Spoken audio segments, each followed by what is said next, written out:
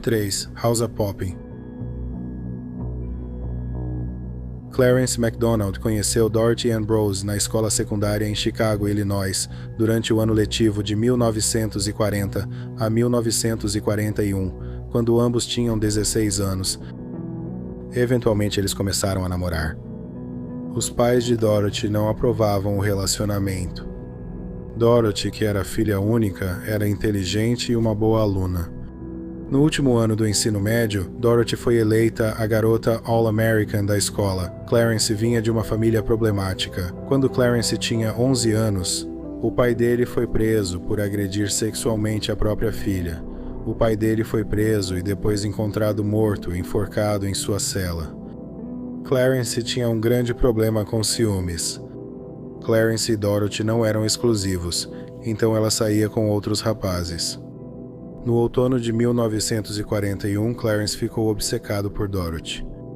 Ele a perseguiu e repetidamente pediu para se casar com ela. No início de 1942, Dorothy estava tentando se afastar de Clarence. No entanto, quando ele a convidou para uma sessão dupla em 23 de fevereiro de 1942, Dorothy concordou em ir. Eles foram ao Teatro Palace, no centro de Chicago, e sentaram-se na varanda naquela tarde. Os dois filmes que estavam em cartaz eram a comédia musical How's a Poppin' e o filme noir Sealed Lips Howza. Poppin' é estrelado pela lendária dupla cômica Ole Olson e Chick Johnson.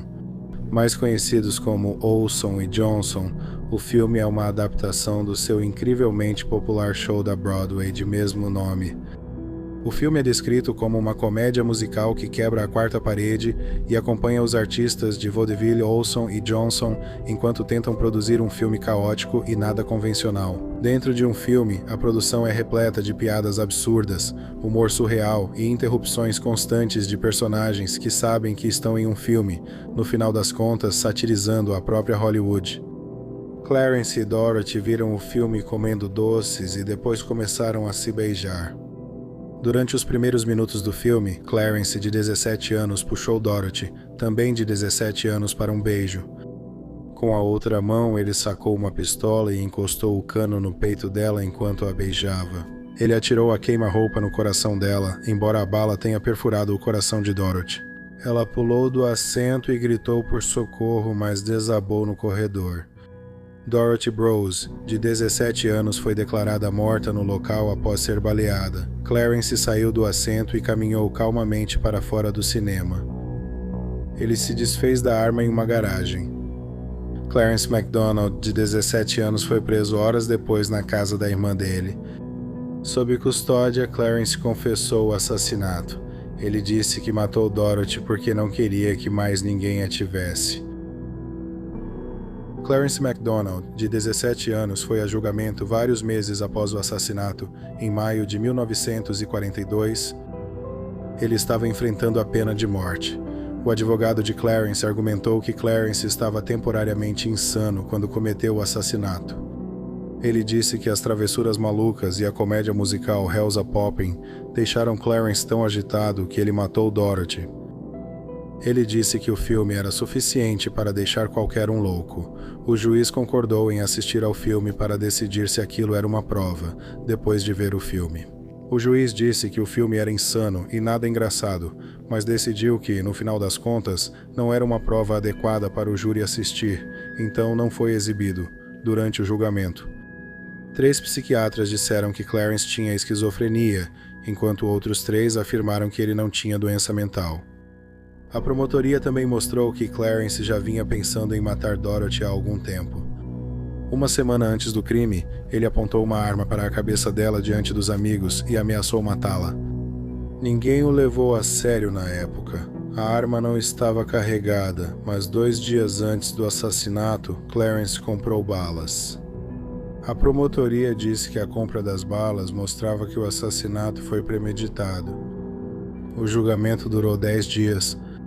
O júri o declarou culpado e o condenou à prisão perpétua com possibilidade de condicional.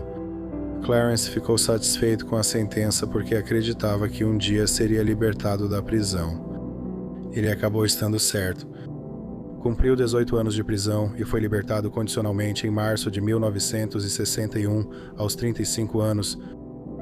Clarence MacDonald ficou fora das notícias após sua libertação. Se ele ainda estiver vivo hoje, ele teria 99 anos de idade. Número 2. Halloween 2. Em dezembro de 1982, Frances Harbits, de 67 anos, e sua esposa Eileen, de 68 anos, moravam em Fullerton, Califórnia. Eles eram um casal tranquilo com 2 filhos adultos. Em 12 de dezembro de 1982, após não ter notícias dos pais por vários dias, o filho deles, William Harbits, de 42 anos, foi até a casa deles para ver como estavam. Ele encontrou uma cena sangrenta e saiu correndo da casa, gritando. Frances havia sido esfaqueado 23 vezes e Eileen havia sido 20 vezes. Não havia sinais de arrombamento ou entrada forçada, no entanto, as carteiras das vítimas estavam desaparecidas.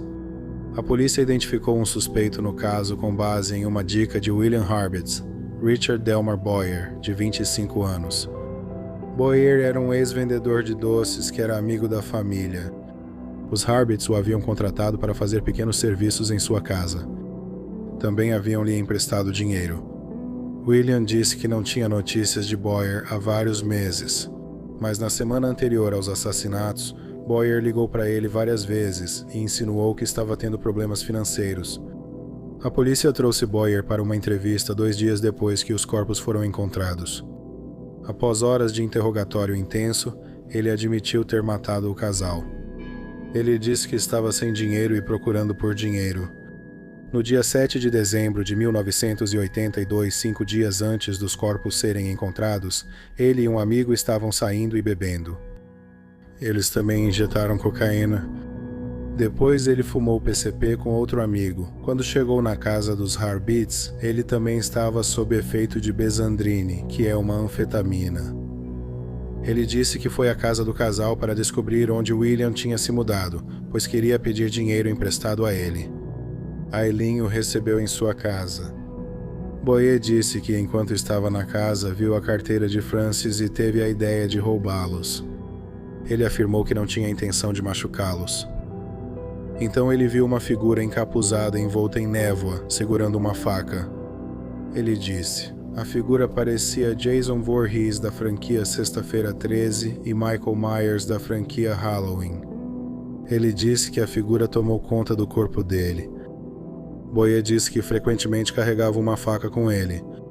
Ele disse que havia perdido o controle do próprio corpo. E ele começou a esfaquear a Eileen, que gritou. Frances correu até eles e começou a acertá-lo com sua bengala. Boyer disse que então desmaiou, e quando voltou a si, os Harbits já estavam mortos. Ele pegou as carteiras deles, que continham cerca de $40 no total. Ele foi até o carro onde seu amigo estava esperando, disse Boyer. Durante a viagem, ele jogou as carteiras para fora do carro, contou Boyer à polícia, e eles recuperaram a carteira de Eileen. Eles também encontraram a arma do crime na calça de Boyer, que estava manchada de sangue. Richard Boyer foi a julgamento pelos 2 assassinatos em junho de 1984. A defesa adotou uma estratégia incomum. Eles argumentaram que Boyer estava tão alterado por drogas e álcool que havia perdido o juízo, e reencenou os crimes cometidos por Michael Myers no filme Halloween 2 de 1981. Como ele não estava no controle da própria mente, ele não era culpado por motivo de insanidade. Durante o julgamento, houve uma exibição de Halloween 2. O filme era pausado de vez em quando para que o psicofarmacologista da UCLA, Dr. Ronald Siegel, pudesse comparar cenas do filme com o que Boyer fez naquela noite. Foi a primeira vez que um filme comercial foi usado como prova em um caso de assassinato em American Story. O julgamento durou 6 semanas e então o júri deliberou por 10 dias. Eles não conseguiram chegar a uma decisão unânime. Eles votaram 11-1 pela condenação, então o julgamento foi anulado. Boyer foi a julgamento várias semanas depois, em julho de 1984. Foi a mesma evidência do primeiro julgamento, incluindo uma exibição de Halloween 2. Desta vez o júri deliberou por 2 dias. Eles consideraram Boyer culpado de assassinato em setembro de 1984 e ele foi condenado à morte. Então, em março de 1989, a Suprema Corte da Califórnia anulou a condenação e revogou sua sentença de morte. A Suprema Corte decidiu que os direitos de Boyer foram violados quando ele foi interrogado. A polícia disse que ele foi voluntariamente para o interrogatório. No entanto, 2 policiais foram até sua casa para levá-lo para ser interrogado. Eles sacaram suas armas e mandaram ele parar porque tentou sair pela porta dos fundos. Na prática, Boyer sentiu que não tinha escolha a não ser ir para a delegacia. Então, enquanto estava sendo interrogado, ele pediu um advogado várias vezes, mas os detetives continuaram a interrogá-lo. Então, em fevereiro de 1991, enquanto Boyer aguardava julgamento, tornou-se público que ele era suspeito de outro assassinato que aconteceu 2 anos antes dos Harbits serem mortos. John Huston Compton, de 75 anos, era viúvo e morava em um parque de trailers em Fullerton. No dia 22 de agosto de 1980, ele saiu para jantar sozinho.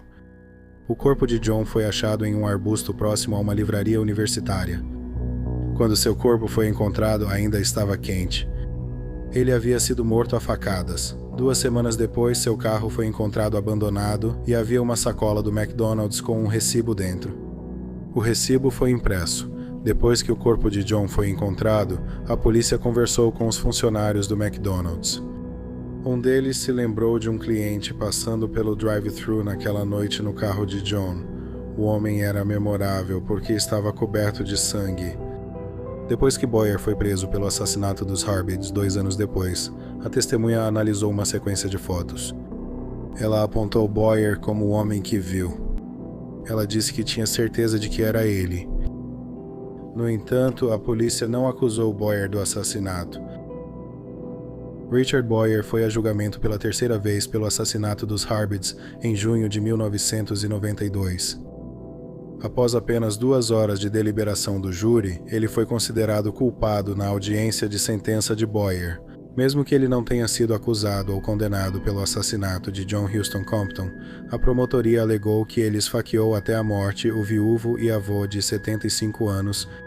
A funcionária do McDonald's, que o reconheceu por foto, testemunhou que ele era o homem visto no carro de John coberto de sangue. Quem passou pelo drive-thru naquela noite? No entanto, havia um grande problema com a identificação dela. Em 2 reconhecimentos presenciais, um em 1980 e outro em 1981, ela escolheu 2 outros homens. Depois, houve um segundo reconhecimento por fotos, e ela escolheu outro homem, mas então decidiu-se por Boyer. Então, outra pessoa testemunhou que Boyer apareceu em sua casa coberto de sangue em agosto de 1980. Essa pessoa era William Harbits, o filho das vítimas do assassinato, então ele não era uma testemunha imparcial. Boyer foi condenado à morte. Seus advogados recorreram por causa do testemunho sobre o assassinato de John Huston Compton. O advogado de Boyer disse que o promotor estava irritado porque o recurso que anulou a condenação e a sentença de Boyer o deixou envergonhado. Então ele queria garantir que Boyer fosse condenado à morte novamente. Boyer perdeu o recurso e continuou no corredor da morte na época desta gravação. Richard Boyer, de 67 anos, está preso na California Healthcare Facility, em Stockton, Califórnia. Número 1. A Última Sedução. Na primavera de 1996, Kent John LePink, de 36 anos, morava em Anchorage, Alaska.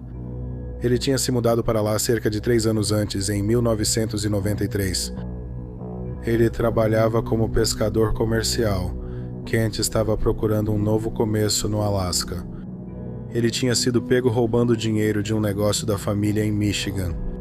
Infelizmente, mudar-se para o Alasca foi a pior escolha que ele poderia ter feito. Em 2 de maio de 1996, o corpo sem vida de Kent LePink, de 36 anos, foi encontrado em uma área arborizada perto de Hope, no Alasca.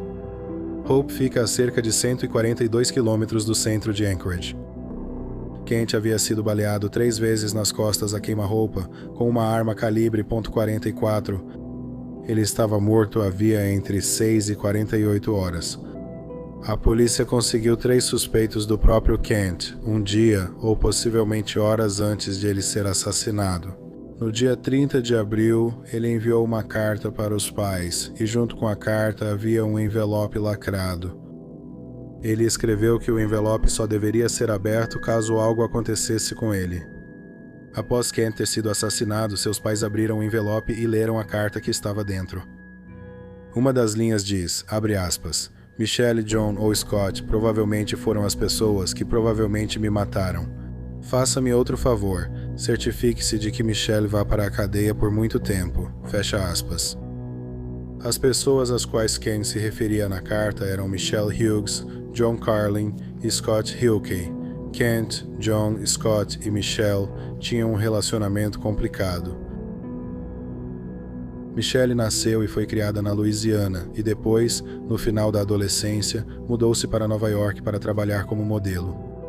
Em 1994, aos 22 anos, ela se mudou para Anchorage para trabalhar em um clube de striptease.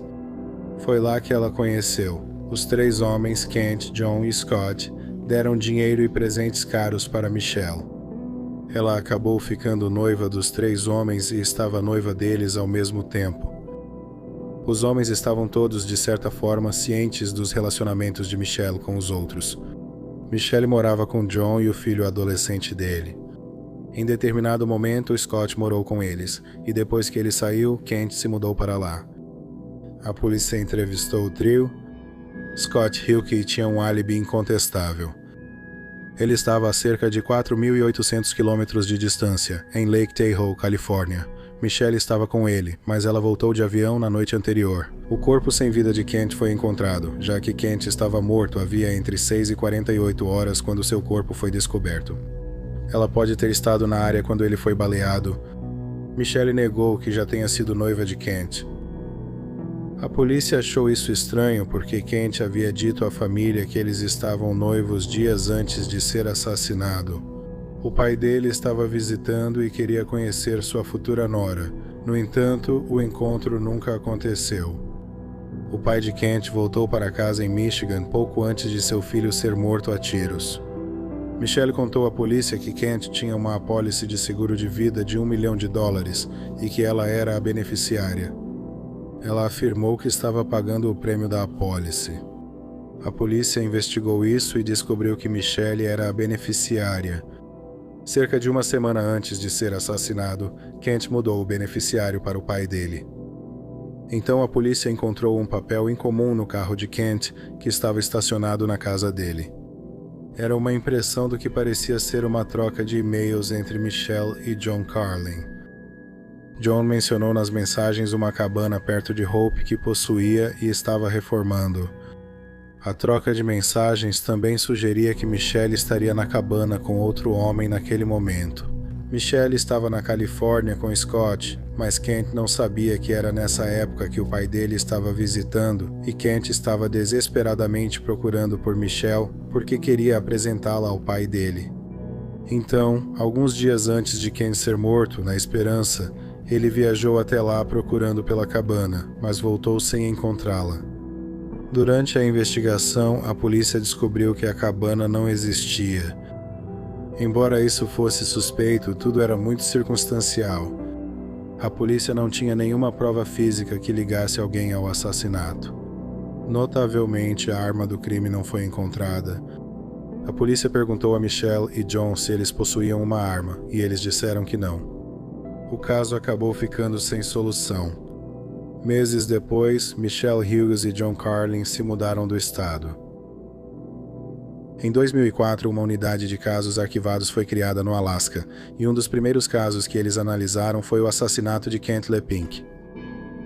No início da investigação, analisaram 2 computadores recolhidos como evidência. 8 anos antes, eles conseguiram recuperar e-mails apagados entre Michelle e os 3 homens. Ficou claro que ela estava manipulando eles. Ela dizia para cada homem que ele era o mais importante e menosprezava o relacionamento com os outros 2. Um e-mail enviado de Michelle para John deixou a polícia ainda mais desconfiada. Michelle escreveu, abre aspas, Você sabia que pode comprar cidadania nas Seychelles por cerca de 10 mil. Não importa quais crimes você tenha cometido, eles não extraditam. Fecha aspas. Também localizaram e-mails que contradiziam as alegações de Michelle de nunca ter estado noiva de Kent. Por exemplo, em um e-mail para Kent, ela pediu $2.500 para um vestido de noiva.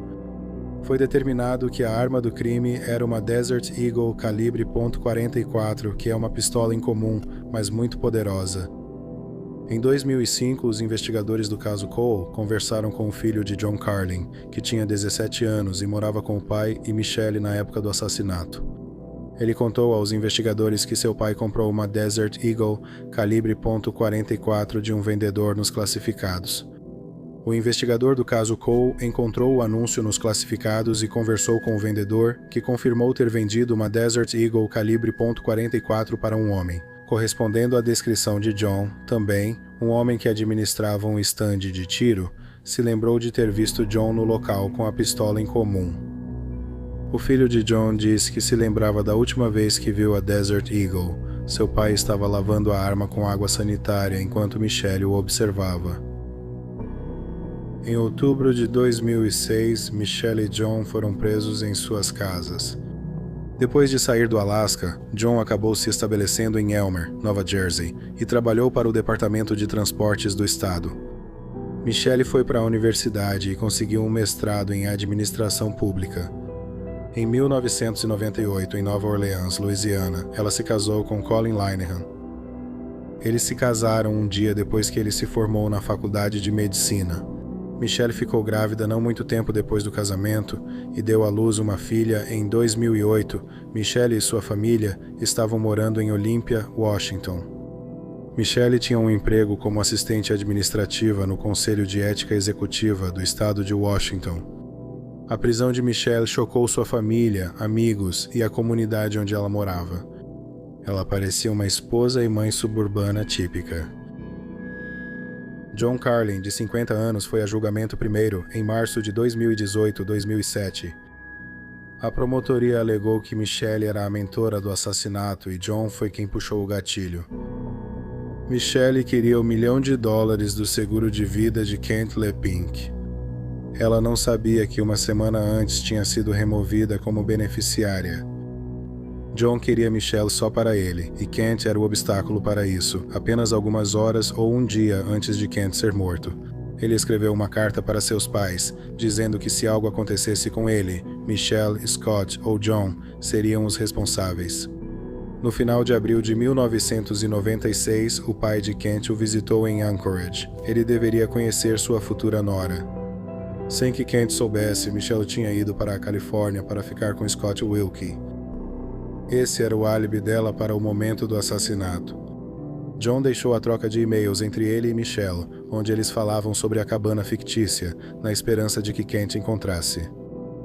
Quando Kent encontrou a troca de e-mails, ele foi até Hope procurando pela cabana, mas não a encontrou porque ela não existia. Quando eles voltaram para Anchorage, Kent e John devem ter conversado sobre a cabana. John então se ofereceu para levá-lo até a cabana e levou Kent até a área arborizada em Hope, enquanto eles caminhavam até a cabana fictícia. John atirou nele 3 vezes nas costas antes de Kent ser morto. Ele sentiu que estava em perigo apenas algumas horas ou um dia antes de ser morto. Ele escreveu a carta para seus pais, dizendo que se algo acontecesse com ele, então Michelle e John provavelmente seriam os responsáveis. A promotoria argumentou que não havia nenhuma evidência física e que todo o caso era circunstancial, não havia impressões digitais de DNA e a arma do crime nunca tinha sido encontrada. O julgamento durou várias semanas e o júri deliberou por 4 dias. John Carlin foi considerado culpado de assassinato. Michelle Linehan, de 34 anos, foi a julgamento em outubro de 2007. Todas as mesmas provas do caso de John Carlin foram usadas. No entanto, houve uma testemunha que depôs no julgamento de Michelle e que não depôs no julgamento de John. Essa foi Laura Patozis, que era uma das amigas de Michelle na época do assassinato. Laura mantinha um diário e nele ela registrava os filmes que assistia e com quem assistia. ela escreveu que assistiu ao filme de 1994 A Última Sedução com Michelle. No suspense erótico neo-noir, a femme fatale Bridget Gregory, interpretada por Linda Florentino, rouba $700 mil do marido e foge. Depois ela tenta manipular o namorado para matar o marido dela, assim ela pode ficar com o dinheiro. Laura afirmou que esse era o filme favorito de Michelle. Laura testemunhou que Michelle, abre aspas, me disse que a personagem era a heroína dela e que ela queria ser igual a ela, fecha aspas. Laura disse que se lembrava de Michelle dizer que era o filme favorito dela e que ela amava a personagem principal, mas não escreveu isso no diário. A promotoria queria mostrar o último Sedução ao júri porque argumentaram que foi daí que Michelle tirou a ideia para o assassinato. No entanto, o juiz não permitiu que o filme fosse exibido. O julgamento durou 6 semanas e então o júri deliberou por 2 dias. Michelle Linehan foi considerada culpada. Tanto John Carlin quanto Michelle Linehan foram condenados a 99 anos de prisão.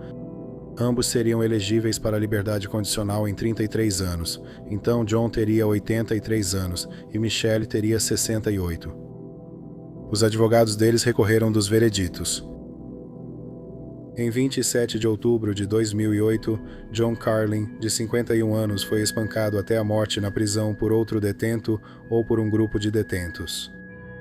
Ninguém jamais foi acusado pelo assassinato dele. Apesar de ter morrido, a família de John Carlin continuou recorrendo de sua condenação.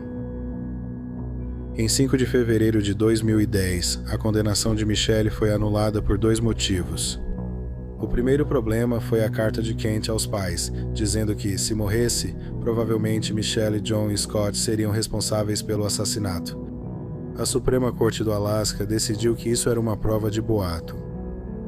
Em segundo lugar, o depoimento sobre o filme A Última Sedução não deveria ter sido permitido. O tribunal decidiu que a preferência de alguém por filmes ou personagens fictícios não é prova de que essa pessoa seja um assassino. Após cumprir quase 2 anos e 7 meses de prisão, Michelle Linehan foi libertada sob fiança em dezembro de 2011. As acusações contra Michelle foram retiradas porque a acusação foi feita com base em provas que não eram mais admissíveis. Isso significava que, se quisessem julgar Michelle novamente, a promotoria teria que apresentar as provas, sem incluir a carta de Kent ao grande júri, novamente e conseguir uma nova acusação formal. No final, em agosto de 2012, o promotor anunciou que não buscariam uma nova acusação formal contra Michelle Linehan. Em janeiro de 2015, a Suprema Corte do Alasca anulou a condenação de John Carlin por causa da carta de Kent. Então, o assassinato de Kent LePink, de 36 anos, está oficialmente sem solução. Muito obrigado por assistir ao vídeo de hoje. Se você gostou, nós realmente agradeceríamos se você se inscrevesse no canal. Além disso, não se esqueça de assistir aos nossos shorts no YouTube, Instagram e TikTok. Mais uma vez, obrigado por assistir.